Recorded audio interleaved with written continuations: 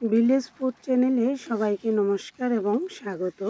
আজ তৈরি করছি নিরামিষ মুগ ডাল ভুনা।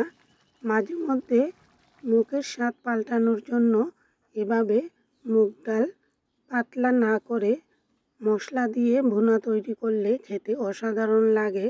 আর এই রান্নাটা তৈরি করতে খুব একটা বেশি সময়ও লাগে না। রুটি দিয়েও পরিবেশন করলে খুবই ভালো লাগবে, আবার ভাত, লুচি বা পরোটা দিয়েও খেতে পারবেন।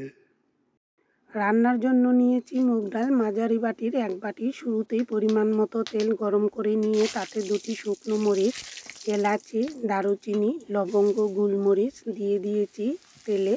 হালকা ফোড়নটা ভাজা হলে এবার মুগ ডালগুলো দিয়ে দিলাম আর হালকা আঁচে একটু পর পর নেড়ে চেড়ে লাল লাল করে ভেজে নেব। মুগ ডাল ভাজার সময় চুলার আঁচ মিডিয়ামের চেয়ে একটু কম রেখে বা যত হালকা আঁচে একটু সময় নিয়ে ভাজা হয় ততই মুগ ডালের ঘ্রাণ খুবই সুন্দর হয় আর দেখতেও খুবই ভালো লাগে।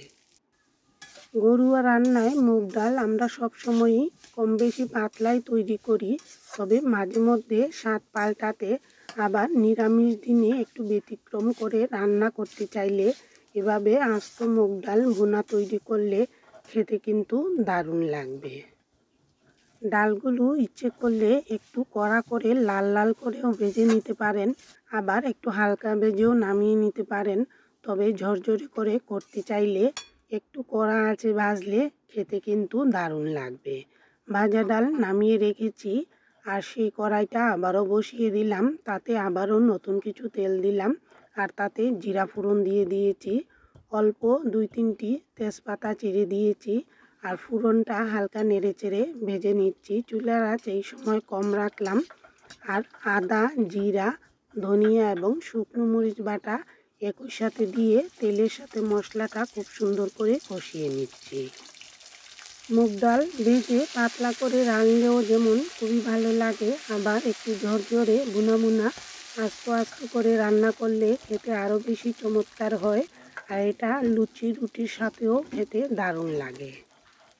নেড়ে চেড়ে দেওয়ার ফাঁকে পরিমাণ মতো লবণ, হলুদ এবং সামান্য চিনি দিয়ে আবারও একটু নেড়ে চেড়ে নিলাম। ডালগুলো আগেই ভাজা ছিল, তাই মশলার সাথে জাস্ট একটু নেড়ে চেড়ে দিয়ে এবার পরিমাণ মতো জল দিয়ে দিচ্ছি।